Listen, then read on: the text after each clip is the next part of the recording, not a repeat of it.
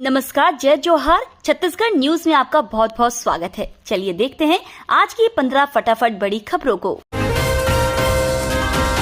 CM Bhupesh Baghel ने आवास योजना को लेकर केंद्र सरकार पर निशाना साधा। मुख्यमंत्री भूपेश बघेल ने ट्वीट कर केंद्र सरकार पर निशाना साधा है। उन्होंने लिखा है कि पक्का घर बनाने के बड़े बड़े दावे भाजपा के लोग विज्ञापनों में कर रहे हैं। 1985 में शुरू हुई इंदिरा आवास योजना का नाम इन्होंने बदल दिया। 2011 के बाद जनगणना नहीं होने के कारण लोगों को मकान नहीं मिल रहे हैं। हमने नए हितग्राहियों को मकान देने के लिए योजना शुरू की है। पूर्व नेता प्रतिपक्ष धर्मलाल कौशिक ने कहा है कि प्रधानमंत्री आवास योजना हर गरीब को आशियाना देने की योजना है और मुख्यमंत्री जिस इंदिरा आवास योजना की बात कर रहे हैं वह गांव के इक्का दुक्का लोगों के लिए ही चलती थी। एसआई भर्ती का रिजल्ट शीघ्र होगा जारी। भूपेश बघेल ने किया बड़ा ऐलान। छत्तीसगढ़ लोक सेवा आयोग द्वारा आयोजित की जाने वाली बहुविकल्पीय परीक्षाओं में अभ्यर्थियों की मांग के आधार पर आयोग द्वारा निर्णय लिया गया है कि भविष्य में आयोजित की जाने वाली परीक्षाओं में अभ्यर्थियों के वर्गवार कट ऑफ सूची लिखित परीक्षा के साथ जारी की जाएगी। पीएससी द्वारा आयोजित परीक्षाओं में इंटरव्यू में जो ज्यादा नंबर है उन्हें भी कम किया जाएगा। मुख्यमंत्री भूपेश बघेल ने बिलासपुर के भैदराई स्टेडियम में संभाग स्तरीय युवा सम्मेलन के दौरान पीएससी के इन निर्णयों से युवाओं को अवगत कराया। बीजेपी एससी मोर्चा की रायपुर में बैठक। छत्तीसगढ़ चुनाव को लेकर बनेगी रणनीति। छत्तीसगढ़ के साथ साथ कई राज्यों में इस साल विधानसभा चुनाव होने वाले हैं। इसको लेकर सभी राजनीतिक पार्टियों की तैयारी भी चल रही है। इसी कड़ी में रायपुर में बीजेपी अनुसूचित जाति मोर्चा की बड़ी बैठक होने वाली है। इस बैठक में भारतीय जनता पार्टी अनुसूचित जाति मोर्चा के राष्ट्रीय पदाधिकारी शामिल होंगे, इसलिए इस बैठक को काफी अहम माना जा रहा है। दरअसल आगामी विधानसभा और उसके बाद लोकसभा चुनाव की रणनीतिक तैयारियों को लेकर ये बैठक काफी अहम है। लोकसभा चुनाव से पहले छत्तीसगढ़ में मुस्लिम मतदाताओं को साधने की कोशिश में बीजेपी। साल 2024 में होने वाले लोकसभा चुनाव को लेकर राजनीतिक पार्टियों ने अपनी तैयारियां तेज कर दी हैं। लोकसभा चुनाव को देखते हुए बीजेपी भी एक्टिव मोड में आ गई है। छत्तीसगढ़ में बीजेपी 13 जून से मोदी मित्र अभियान चला रही है। इस अभियान के जरिए बीजेपी कार्यकर्ता लोगों को मित्र बना रहे हैं। बीजेपी ये अभियान उन क्षेत्रों में विशेष रूप से चला रही है जहां मुस्लिमों की संख्या अच्छी तादाद में है। ये अभियान 5 संसदीय क्षेत्रों रायपुर, राजनांदगांव, सरगुजा, बिलासपुर और बस्तर में विशेषकर चलाया जा रहा है। चुनावी वर्ष में कर्ज माफी की आस में कृषि ऋण लेने छत्तीसगढ़ के किसानों में मची होड़।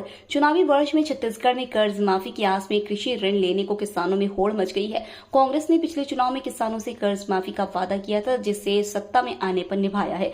अभी कर्नाटक में किसानों का प्रति एकड़ 3 लाख रुपए तक कर्ज माफ किया जा रहा है। इसे देखते हुए किसानों को आशा है कि चुनाव में कांग्रेस जीती तो कर्ज माफ हो जाएगा। इसी आस में किसानों ने पिछले वर्ष की तुलना में करीब 1000 करोड़ अधिक कर्ज उठा लिया। इस खरीफ सीजन 2023 के लिए राज्य सरकार 6100 करोड़ रुपए कृषि ऋण के रूप में किसानों को उपलब्ध कराए जाने का लक्ष्य रखा है।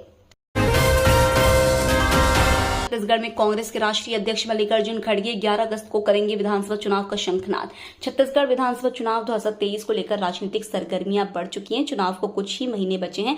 ऐसे में सभी राजनीतिक दलों ने चुनावी तैयारी तेज कर दी है। इसके लिए बैठकों सहित अलग अलग समाज को अपने पक्ष में करने के लिए कार्यक्रमों का दौर शुरू हो गया है। कांग्रेस, बीजेपी, आम आदमी पार्टी सहित सभी दलों के केंद्रीय नेतृत्व का भी छत्तीसगढ़ आना जारी है।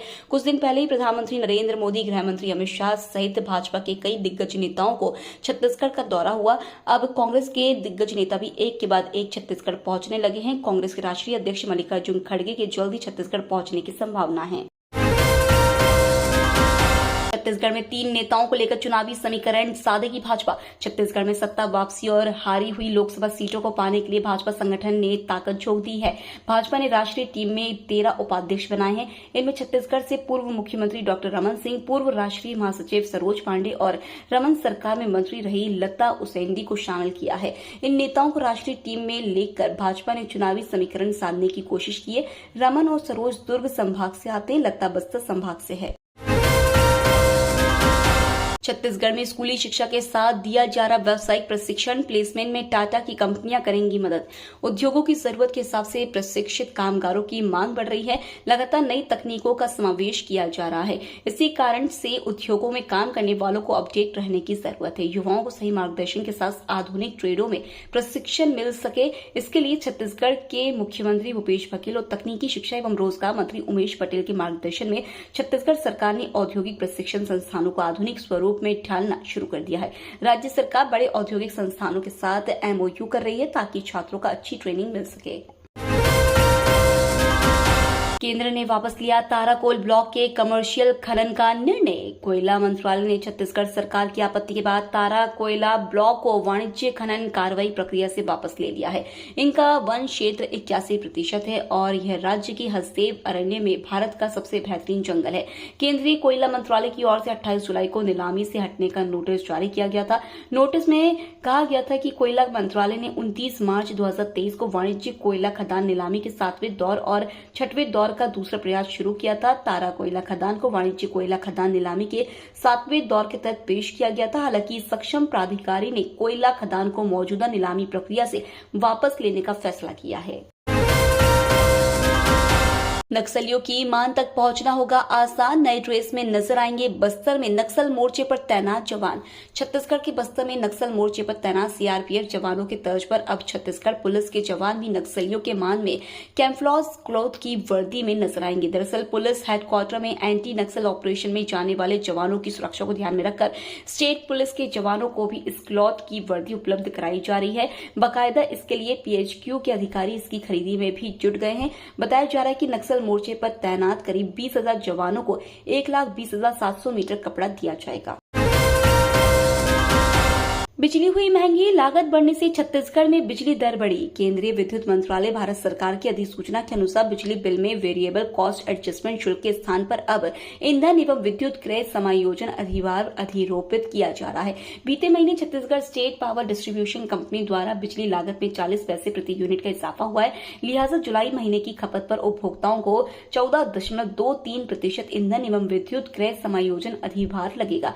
यानी उपभोक्ताओं से 400 यूनिट खपत पर 15 से 18 पैसे तक प्रति यूनिट का अधिभार लिया जाएगा। लेकिन राज्य शासन के हाफ बिजली बिल योजना का लाभ मिलने से घरेलू उपभोक्ताओं पर इसका आधा अर्थात 7 से 9 पैसे प्रति यूनिट का भार आएगा। छत्तीसगढ़ में आज मरीजों की बढ़ेगी परेशानी, ओपीडी का बहिष्कार करेंगे जूनियर डॉक्टर। छत्तीसगढ़ में आज मरीजों की परेशानी बढ़ने वाली है। दरअसल छत्तीसगढ़ के सभी सरकारी मेडिकल कॉलेज अस्पतालों के जूनियर डॉक्टर स्टाइपेंड बढ़ाए जाने की मांग को लेकर आज 1 अगस्त को ओपीडी का बहिष्कार करेंगे। वहीं 2 अगस्त से अनिश्चितकालीन हड़ताल पर जाएंगे। इसमें बांडित सीनियर रेसिडेंट व इंटर्न छात्र भी शामिल होंगे। जूनियर डॉक्टर समेत हड़ताल करने वाले छात्रों की संख्या 2000 से अधिक है। जूनियर डॉक्टर गुरुवार से काली पट्टी बांधकर काम कर रहे हैं। दूसरी ओर प्रदेश की सभी नर्सें 11 अगस्त को सामूहिक अवकाश लेंगी। 21 अगस्त से वे बेमुद हड़ताल पर जाएंगी। छत्तीसगढ़ में योग के 700 मास्टर ट्रेनर हुए तैयार। समाज कल्याण मंत्री अनिला भेंडिया के मुख्य आतिथ्य में फुंडर स्थित योग भवन रायपुर में 7 दिवसीय संभागीय निःशुल्क योग शिविर का समापन हुआ। कार्यक्रम की अध्यक्षता छत्तीसगढ़ योग आयोग के अध्यक्ष ज्ञानेश शर्मा ने की। विशेष अतिथि के रूप में योग आयोग के सदस्य रविन्द्र सिंह ठाकुर एवं राजेश नारा उपस्थित थे। भेंडिया ने सभी प्रशिक्षणार्थियों को प्रमाण पत्र वितरित किया है। शिविर में दुर्ग जिले के 240 प्रशिक्षणार्थियों ने भाग लिया। छत्तीसगढ़ में 700 मास्टर ट्रेनर्स तैयार किए जा चुके हैं। भेंडिया ने कहा है कि योग जीवन का अनिवार्य अंग बन गया है। योग करने से हम शारीरिक, मानसिक सभी प्रकार की बीमारियों से छुटकारा पा सकते हैं। प्राकृतिक कारणों से हुई चीतों की मौत, केंद्र सरकार ने सुप्रीम कोर्ट में दी सफाई। दक्षिण अफ्रीका और नामीबिया से मध्य प्रदेश के कुनू नेशनल पार्क में स्थानांतरित किए गए 40 चीतों में से 8 की मौत हो चुकी है। इसके चलते पर्यावरण मंत्रालय और राष्ट्रीय बाघ संरक्षण प्राधिकरण को आलोचना का सामना करना पड़ रहा है। एनटीसीए ने सुप्रीम कोर्ट को सूचित किया है कि इस बात पर विश्वास करने का कोई कारण नहीं है कि ये मौतें किसी अंतर्निहित अनुपयोगिता के कारण हुई है। सामान्य तौर पर चीतों की जीवित रहने की दर बहुत कम है। केंद्र और एनटीसीए द्वारा दायर हलफनामे में कहा गया है कि प्रचलित आबादी में अन्य जानवरों को ध्यान में रखते हुए जीवित रहने की दर बहुत कम है, जिससे शावकों में लगभग 10% जीवित रहने की संभावना हो सकती है। छत्तीसगढ़ के इन जिलों में आज भी जमकर बरसेंगे बदरा। प्रदेश में मानसूनी तंत्र के चलते छत्तीसगढ़ में मौसम का मिजाज अभी ऐसा ही रहेगा। बादल छाने के साथ ही प्रदेश के विभिन्न क्षेत्रों में गरज चमक के साथ ही भारी वर्षा होने की संभावना जताई गई है। मौसम विभाग का कहना है कि अधिकतम व न्यूनतम तापमान में विशेष बदलाव नहीं होगा। मौसम वैज्ञानिकों का कहना है कि अभी मौसम का मिजाज ऐसा ही रहेगा और किसी भी प्रकार से बदलाव के संकेत नहीं है। द्रोणिका के असर से कुछ हिस्सों में हल्की से मध्यम बारिश हो सकती है। ये तो थी आज की बड़ी खबरें। डेली खबरों से अपडेट रहने के लिए चैनल सब्सक्राइब करना बिल्कुल ना भूलें। धन्यवाद।